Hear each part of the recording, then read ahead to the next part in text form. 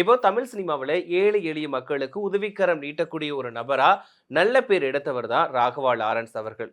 இவர் வந்து இயக்குனர், அதுக்கப்புறமா நடிகர், டான்ஸ் மாஸ்டர் அப்படிங்கிற ஒரு பன்முக திறமை கொண்டவரா இருந்தா கூட, மக்களுக்கு நல்லது செய்யணும் அப்படின்னு ஒரு நல்ல மனசு கொண்டவர். அது மட்டும் இல்லாம பள்ளி கட்டுறதா இருக்கட்டும், ஸ்டூடண்ட்ஸ்க்கு வந்து ஃபீஸ் கட்டுறதா இருக்கட்டும், மருத்துவ வசதிகள் செய்யறதா இருக்கட்டும், இது எல்லாத்துக்குமே முதல் ஆளா வந்து உதவி செஞ்சு கொடுப்பாரு. ஸோ இதனால மக்கள் மத்தியில ராகவா லாரன்ஸ் அவர்களுக்கு ரொம்பவே நல்ல பெயர் இருந்துகிட்டு தான் வந்துட்டு இருந்துச்சு. இதுக்கு இடையில பார்த்தீங்கன்னா, திடீர்னு இவர் வந்து அரசியலுக்கு வரப்போறாரு அப்படின்ற பேச்சு வந்து பெரிய லெவல்ல சர்ச்சையா வெடிச்சது. அப்போ எல்லாருமே என்ன சொன்னாங்கன்னா, "பரவால்லப்பா, யார் யாரோ அரசியலுக்கு வராங்க. ராகவா லாரன்ஸ் வந்தா நல்லது தான். ஏன்னா, இப்போ சினிமாவுல இருக்கும்போதே நெறைய மக்களுக்கு உதவி செய்றாரு. அது மட்டும் இல்லாம ஏழை எளிய மக்களுக்கு வந்து எவ்ளோ கஷ்டப்பட்டாலும் பரவால்ல, நான் இருக்கிறேன் அப்படின்னு தைரியம் குடுத்து அவங்களுக்கு வந்து வெவ்வேறு விதத்துல வந்து உதவி செஞ்சுட்டு இருக்காரு. அது மட்டும் இல்லாம மருத்துவ படிப்பா இருக்கட்டும், வீடு இல்லாதவங்களுக்கு வீடு வாங்கி குடுக்கிறதா இருக்கட்டும், விவசாயிங்களுக்கு வந்து கஷ்டப்பட்டாங்கன்னா, அவங்களுக்கு ஹெல்ப் பண்றதா இருக்கட்டும், பள்ளி கட்டிடம் இதுக்கா இருக்கட்டும், மாணவர்களுக்கு வந்து ஃபீஸ் கட்ட முடியாம கஷ்டப்பட்டாங்கன்னா, அதுக்கெல்லாம் இருக்கட்டும், எல்லாத்துக்குமே வந்து முதல் ஆளா முன்னின்னு உதவி செய்றவர் தான் ராகவா லாரன்ஸ். அதனால அவர் வந்து அரசியலுக்கு வந்தா கண்டிப்பா மக்களுக்கு நல்லது தான் செய்வாரு. மத்தவங்கள மாதிரி ஏமாத்த மாட்டாருப்பா. அப்படின்னு தான் எல்லாருமே வந்து வரவேற்று பேசுனாங்க. திடீர்னு பார்த்தீங்கன்னா, ராகவா லாரன்ஸ் அவர்கள் வந்து வீடியோ வெளியிடுறேன் நான் வந்து. ஏன்னா வந்து திருச்சி கிழக்குல நிக்க போறேன் அப்படின்ற தகவல் வந்து வந்துகிட்டு இருக்கு. நெறைய பேர் செய்திகள் போட்டுட்டு இருக்காங்க. நான் வந்து அரசியலுக்கு வரேனா, வரலையா அப்படிங்கிறத நான் வந்து அ கடந்த 12ஆம் தேதி சொல்றேன்னு அறிவிச்சிருந்தாங்க. ஆனா அன்னைக்கு வந்து இயக்குனர் பாரதிராஜா அவர்கள் வந்து மறைஞ்சிட்டதுனால, அந்த டேட்ட வந்து தள்ளி போடுறேன்னு சொல்லிட்டு, அதுக்கு அடுத்த நாள் வீடியோ மூலமா ஒரு விளக்கத்த குடுத்திருந்தாரு. ஆனா, இத பார்த்து எல்லாருமே கொஞ்சம் குழம்பி போயிட்டாங்க. இவர் இப்போ வந்து அரசியலுக்கு வரேன்னு சொன்னாரா? வரலன்னு சொல்றாரா? இவரோட நிலைப்பாடு தான் என்ன அப்படிங்கிறது தெரியாம மக்கள் வந்து கன்ஃப்யூஸ் ஆயிட்டாங்க. எதுக்குன்னா இவர் வந்து வரேன்னும் சொல்லல, வரலன்னும் சொல்லல. நீங்களே முடிவு பண்ணிக்கோங்க. மக்கள் எடுக்கக்கூடிய முடிவு தான் என்னோட முடிவு அப்படின்ற மாரி சொல்லிட்டாரு. ஸோ, இதனால எல்லாருமே கொஞ்சம் குழப்பத்துல இருந்தாங்க. இது இப்படி குழப்பம் அடங்குறதுக்குள்ள ஒரு பிரஸ் மீட் குடுத்தாரு. அதுதான் பெரிய அளவுல சர்ச்சையா வெடிச்சது. அது என்னன்னு பார்த்தீங்க அப்படின்னா, இவர் பேசக்கூடிய போது வந்து தெருநாய்கள ஒப்பிட்டு மக்கள் கூட பேசியிருந்தாரு. இப்போ ஒரு புதிய கட்சி வருதுன்னா, 6 மாசம் அவகாசம் குடுக்கணும். இப்ப புதுசா அரசு அமைச்சிருக்காங்க. 6 மாசம் அவகாசம் கொடுக்கணும் அப்படின்னு சொல்லிட்டு, தெருநாய்கள் அப்படின்ற மாரி ஒரு விஷயத்த வந்து ஒப்பிட்டு பேசியிருந்தாரு. ஸோ இது வந்து மக்கள் எப்படி இவர தெருநாய்கள்னு சொல்லலாம்? அதிகாரத்துக்கு வர்றதுக்கு முன்னாடியே இப்படி பேசுறாரு அப்படின்னா, அதிகாரத்துக்கு வந்தாருன்னா இன்னும் எப்படிலாம் பேசுவாரு? மக்களை இப்படி எப்படிலாம் மட்டம் தட்டுவாரு? அப்படின்ற ஒரு விவாதம் வந்து பெரிய அளவுல நடந்துகிட்டே இருந்துச்சு. இப்பவும் அதுக்கப்புறம் என்ன சொன்னாங்கன்னா, அந்த முழு வீடியோவ கேட்டா புரியும். நான் வந்து அந்த மாதிரி பேசல அப்படின்ற மாதிரி ஒரு விளக்கத்த குடுத்தா கூட, அந்த விஷயம் வந்து இன்னும் சர்ச்சை அடங்காம தான் இருக்குது. அத வந்து எப்படி கேட்டாலுமே பொருட்படுறது திருநாய்கள் கூட ஒப்பிட்டு பேசுற மாரி தான் இருக்குது. அப்படின்ற மாதிரி எல்லாருமே கொந்தளிச்சு தங்களோட கருத்துக்கள வந்து பேசிட்டு இருந்தாங்க. ஒரு பக்கம் ஆரம்பத்துல அவர் வந்து அரசியலுக்கு வந்தா நல்லது அப்படின்னு சொன்னவங்களே, இப்ப வந்து ச்சே!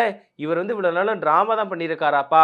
இவரோட நிலைப்பாடு, இவரோட மென்டாலிட்டி அப்படிங்கிறது இப்படிதான் இருக்குதா? அப்படின்ற மாதிரி எல்லாருமே நொந்துக்கிட்டாங்க. உங்கள போய் நீங்க வந்து அரசியலுக்கு வரணும்னு நாங்க நெனச்சோம் பாரு. அது எங்களோட தப்பு தான். அப்படின்ற மாதிரியுமே கமெண்ட் வந்து போட்டுட்டு தான் இருக்கிறாங்க. இதுக்கு இடையில நெறைய சினிமா பிரபலங்களும் அவர்களுடைய பேச்சுக்கு வந்து கண்டனம் தெரிவிக்கக்கூடிய விதத்துல அவங்களுமே அவங்களுடைய பதிவுகள போட்டுட்டு வராங்க. அதுல நடிகர் சேரன் இவங்க முதற்கொண்டு நெறைய விஷயங்கள் வந்து கருத்துக்கள பதிவிட்டிருந்தாங்க. ஸோ யார் யார் என்ன சொல்லியிருக்காங்க, அவங்களோட கருத்துக்கள் என்னவா இருக்குது அப்படிங்கிறத பத்தி தான் நாம இதுல பார்க்க போறோம். ஸோ இதுக்கப்புறம் வந்து ராகவ லாரன்ஸ் அவர்கள் வந்து ஒரு விளக்கம் கொடுத்திருந்தாரு. ஸோ அதுவுமே ஏத்துக்க முடியல. நான் எப்படி மக்கள வந்து தெருநாய்கள் கூட ஒப்பிட்டு பேசுவேன்? என் மக்கள வந்து என்னோட தாய்க்கு சமமா நான் நெனச்சுட்டு இருக்கப்போ, நான் எப்படி இப்படிலாம் பேசுவேன் அப்படின்ற மாரி, அவருமே அவரோட தரப்புல இருக்கக்கூடிய நியாயத்த வெளிப்படுத்தக்கூடிய விதமா, அவரும் அவரோட விளக்கத்த கொடுத்திருந்தாரு. பட் இருந்தாலும் எப்படி அத பார்த்தாலுமே இப்படிதான் இருக்குது. பொருள் மாறவே இல்ல. அப்படின்ற விவாதம் எழுந்துகிட்டு தான் இருக்குது. ஸோ இதுக்கு இடையில தான் தயாரிப்பாளர் சுரேஷ் காமாட்சி வந்து தன்னோட பதிவு வந்து போட்டிருக்காரு. ஸோ அவர் என்ன சொல்லியிருக்காருன்னா, திரு நடிகர், நடன இயக்குனர் லாரன்ஸ் அவர்களுக்கு உங்களது அரசியல் வரவை பற்றிய விமர்சனம் எமக்கு அவசியம் கிடையாது.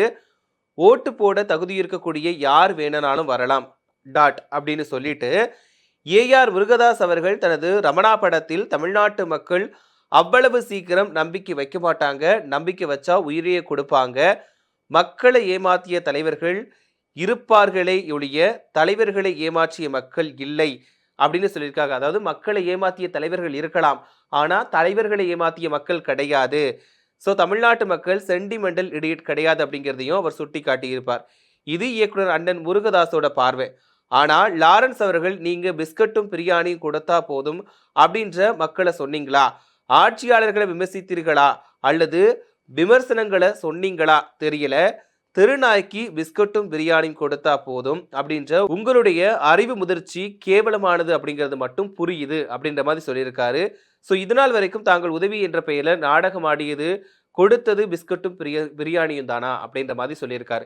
ஸோ என்னன்னா ராகவ லாரன்ஸ் அவர்கள் வந்து ஆரம்பத்துல இருந்து உதவி பண்ணிக்கிட்டு தான் வந்துகிட்டு இருக்காரு. ஸோ நிறைய பேருக்கு ஹெல்ப் பண்ணியிருக்காரு. ஸோ அதுல மறுக்க முடியாது.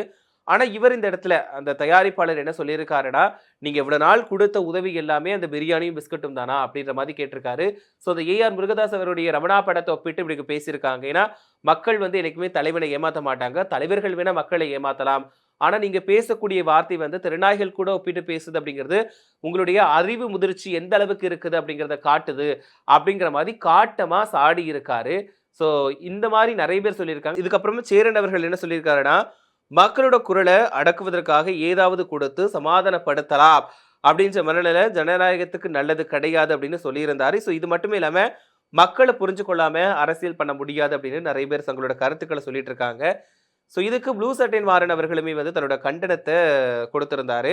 ஸோ என்ன சொல்லியிருந்தாருன்னா, விஜய் அரசியலுக்கு வந்ததுக்கு அப்புறமா கோடம்பாக்கத்துல பலர் வந்து அரசியல் ஓட்டத்துல குதிச்சிருக்காங்க அப்படின்னு அவர் பதிவிட்டிருந்தாரு. ஸோ இது வந்து சமூக வலைதளங்கள்ல ரொம்பவே வைரலாச்சு.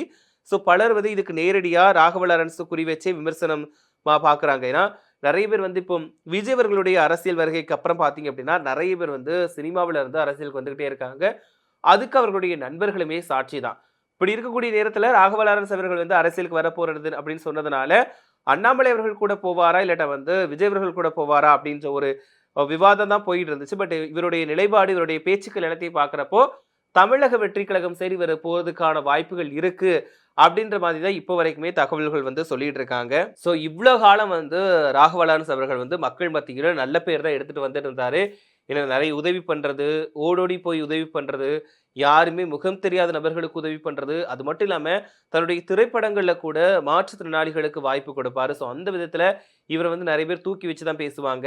ஸோ நிறைய பேருக்கு வந்து ஒரு பாதுகாப்பு அரணா தான் இன்னைக்கு வரைக்குமே இருந்துகிட்டு இருக்காரு. நிறைய ஏ யாருமே இல்லாத ஒரு சில பேருக்குலாம் வந்து இன்னும் உதவி பண்ணிட்டு தான் இருக்கிறாரு. தான் வந்து இருக்கிறேன் அப்படின்ற ஒரு உத்வேகம் கொடுத்து உதவி பண்ணிக்கிட்டு தான் இருக்கிறாரு. குறிப்பா மாற்றுத்திறனாளிகளுக்குமே தொடர்ந்து உதவி பண்ணிக்கிட்டு தான் வந்துட்டு இருக்காரு.